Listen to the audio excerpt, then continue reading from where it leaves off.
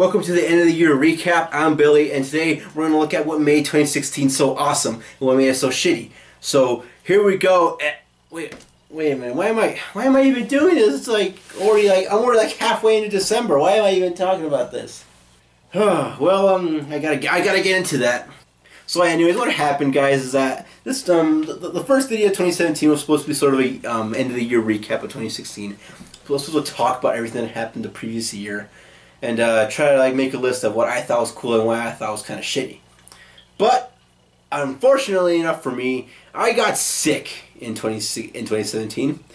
That's right, the first day of 2017, at New Year's Day, my body decided to give up on me and say hey, you want a cold? You want a cold, dude? And yeah, I got a cold, and I ended up sick for the very first week of January, and I didn't do anything last week because I was kind of congested as well, so I didn't sound good. So I wanted to try to avoid looking bad and sounding bad on the video. So yeah, I ended up skipping the week and the few days that I missed just to recover, and now I'm kind of back, and yeah, I'm coming back to throw shade, guys.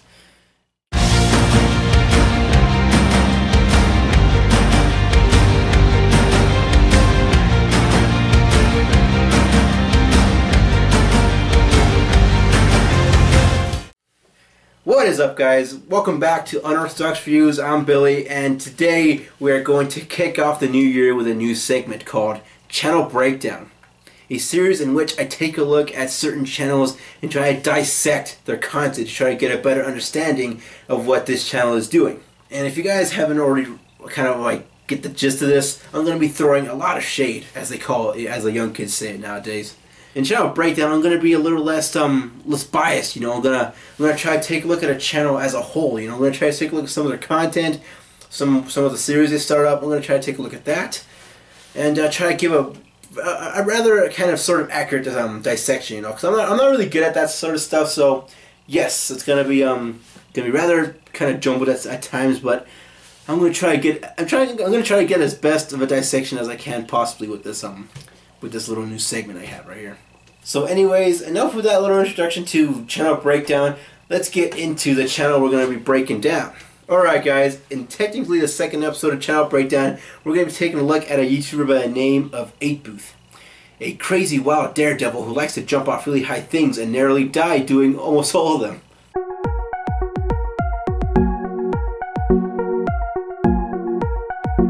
I honestly feel a little bit underdressed right here. I don't think I'm ready to watch an 8booth video. I gotta complete the look somehow. I can't just watch like this because this is very amateurish. I'm not ready for watching an 8booth video this way. Nuh-uh. Oh yeah, here we go. Now I'm ready to watch an 8booth video. So the first thing you guys need to know about 8booth is that 8booth likes to jump off things, tall things, into large bodies of water because he has to land somewhere, guys. Come on.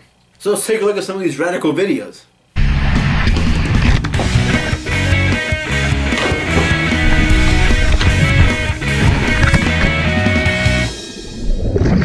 So if you guys haven't noticed it by now, he likes to make really risky jumps. None of them are really safe. A lot of the times, they're really dangerous actually. Oh, that deep water I could jump into and possibly be safe? Nah, fuck that. Let's jump into some knee deep water and almost break my back. Jumping into open safe spaces? Fuck that. Let's just jump into this harbor and almost die in a dock. Jumping into the middle of a pool? Why are you guys even asking me this? Of course I'm going to jump near the edge of the pool. Watching someone do something rather death-defying can be cool when the person doing the stunt knows their limits. They know what they should and shouldn't risk. They know what jumps they should take and shouldn't take, and take the necessary precautions in order to make sure that if they don't succeed, they're going to be safe at the end and they're not going to be in any serious danger if it doesn't work out. And at the end of the day, they're not going to be judged harshly because we all know for sure that we didn't do that shit, and then we know that it takes a lot of balls to do what they're doing. And when it succeeds, it looks amazing. It just looks death-defying. You just wonder how is someone able to do that shit? 8booth, on the other hand, does so much crazy and dangerous shit with little to no regard for his well-being or life that watching his videos just makes me want to see him get hurt just so he learns his lesson. According to its fans, it's all for added risk, you know. It increases the excitement of the video. No one's going to watch someone jump off a really tall building into water. Fuck that. That's boring. And that we, the haters, should leave him alone and let him live his life. He's doing what he loves for the fans, you know. He's doing all these dangerous jumps because he loves them. He's doing what he wants with his life. It's his life. Who are we to dictate how he's supposed to live it? He's not hurting anybody. He's just doing these jumps because he loves doing it. He likes the excitement of it. And he's doing it for the fans. And yes, while I agree that it is his life, you know, he gets to do whatever he wants with it. I'm not there to dictate him. I'm not going to be over there telling him not to do that shit because I'm not in charge of him. I'm not his little conscience, you know. I'm not going to tell him not to do it. It's his life. He can do whatever the fuck he wants with it. I don't care.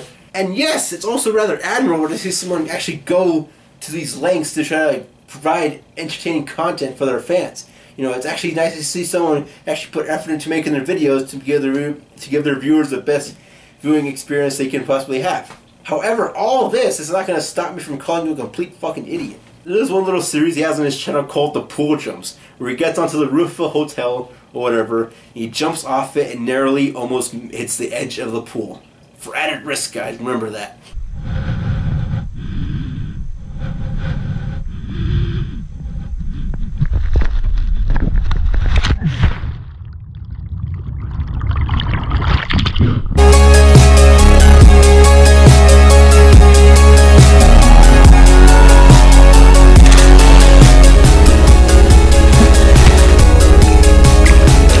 So after attempting at least 7 of these, get that, guys, 7 pool jumps, you know, it almost seemed like he was never gonna, like, you know, his luck was never gonna run out. You know, this guy was the luckiest man on earth. He could do these jumps forever and he would never fuck up. Until he did. So on his 8th pool jump, he misses his mark and hits the edge of the pool and breaks both of his ankles. Or legs. I'm not sure what he broke, but he broke something.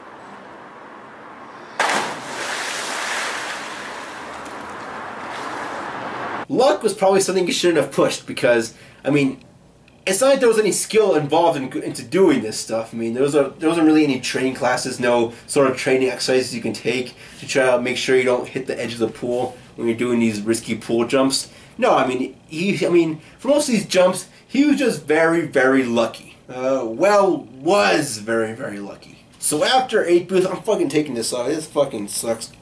It's funny because his name is 8booth, but he made 8 videos regarding the pool jumps, and on his 8th video he broke his legs. You know, it's kind of like prophecy. 8booth, 8th video, 8th pool jump. Man, that's just too crazy. So after breaking his legs doing a jump that he probably shouldn't have done in the first place, he decided to be like the cool kids and all the other people online and make a GoFundMe page, trying to pay for his stupidity. So he did all these incredibly risky and stupid jumps, knowing that if he fucked up, he could get easily very badly injured, or he could probably lose his life. He did all these jumps knowing that. And now, the time he actually fucks up, he wants you to pay for his injuries because he doesn't know how to pay for them. It's absurd how he's making this sound like he was the victim of this really bad circumstance, you know? It's like he didn't know this was gonna happen, like jumping off all these buildings and almost dying on each one of your jumps. You know, he's acting like he didn't know he would actually get hurt.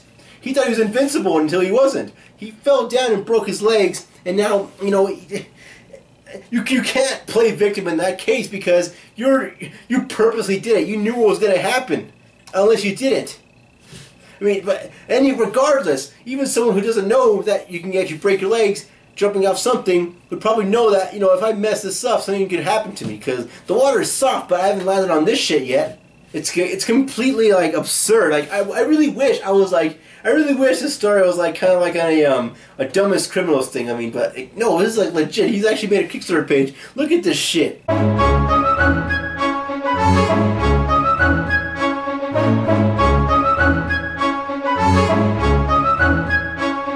But yeah, 8booth, good luck on reaching that funding limit by just maybe less than a week, maybe.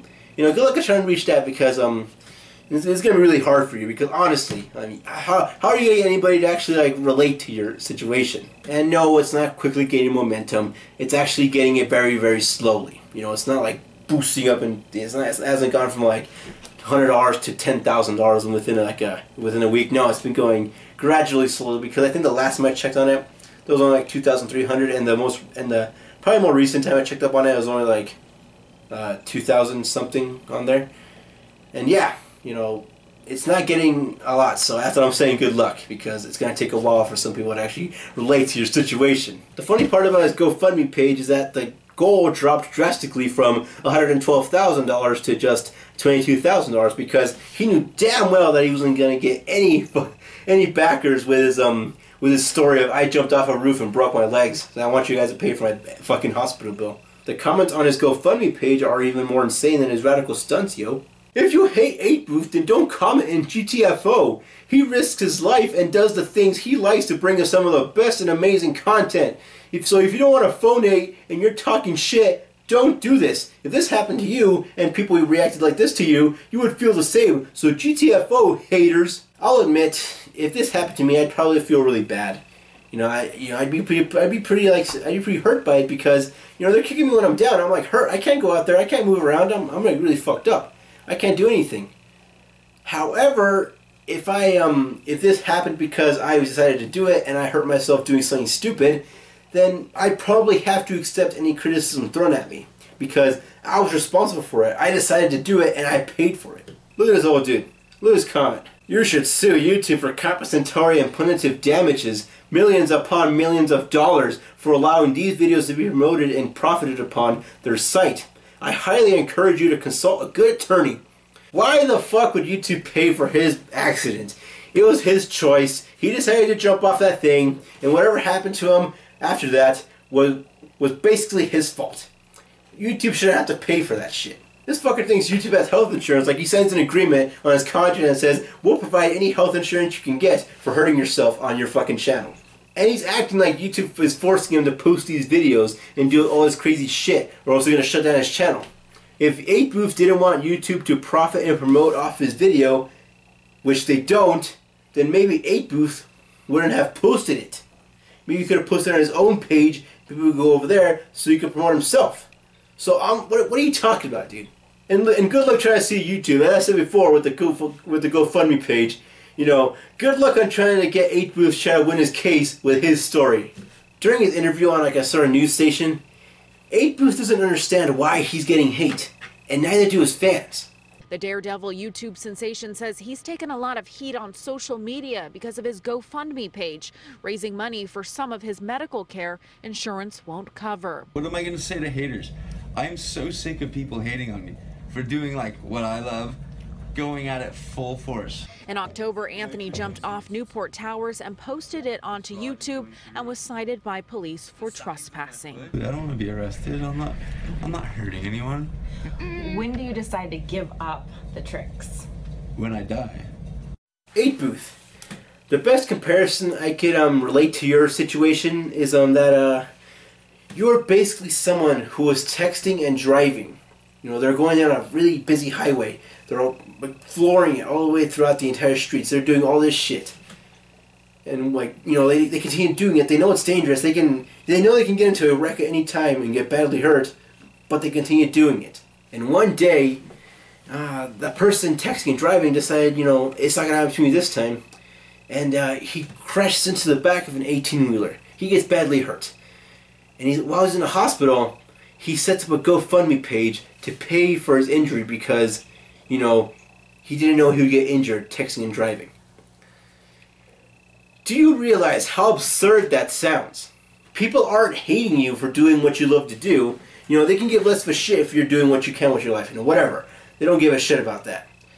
The reason they're giving you a lot of hate is because you constantly did it. You did what you did with little to no regard for your own well-being, so much that it just, it started to become hard for people to grow sympathy for you, because you knew what would happen if you fucked up. I've said this multiple times in this video. You knew what could have happened if you fucked up this jump. I'm sure that you're a lot more intelligent than than that sounds right here. But yeah, you knew what would happen if you fucked up, and you would have to pay the price for that. But now you don't want to pay the price for it. That's why you're getting hate. You're doing a lot of dumb shit, but you're expecting someone else to bail you out of it when you fuck up. So in conclusion, do what you want with your life. I don't care. If you want to jump off that building, go ahead. If you want to do some dumb shit, fine, whatever, do it. I don't give a shit. Just don't expect anybody to show much sympathy for you when you fuck up. Alright, so that will about do it for today's channel breakdown. Hope you guys learned something. If you guys enjoyed the video, give it a like down there. It'd be very much appreciated. If you guys want to see more of what I have to do later on this year, including some reviews maybe, hit the subscribe button down there as well. And yeah, if you guys want to leave a comment down there, a nasty comment, whatever, it'd be very much appreciated, because having some comments is better than having no comments. So yeah, go on ahead and do that if you guys want. But anyways, as for me, I'll see you guys next time.